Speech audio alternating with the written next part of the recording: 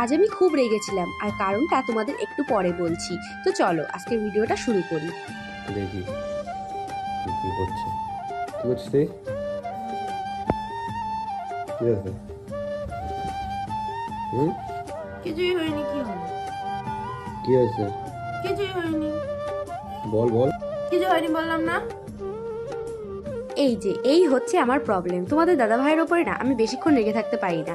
আসলে আমি কালকের থেকেই ঘ্যান ঘ্যান করছিলাম যে আমাকে চা খাওয়াতে নিয়ে যেতে হবে। তো যেমন ভাবা তেমন কাজ। তোমার দাদা তো আমাকে একদমই বলেনি যে চা খাওয়াতে নিয়ে যাবে, তারপরে এসে বলছে চলো চলো চা খাওয়াতে নিয়ে যাই। আর আমি তো পুরোই অবাক যে হঠাৎ চলে এসেছে।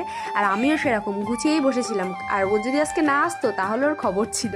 তো তারপরে আমি গেলাম মায়ের কাছে আমার একটুখানি কিছু দেওয়ার ছিল। তো তারপরে এই যে মায়ের ওখান থেকে বেরিয়ে আজকে আমি 5:30টায় বাড়িতে চলে এসেছি। আমি দেখছিলাম যে তোমাদের দাদাভাই কি করে। যদি আজকে না বলতো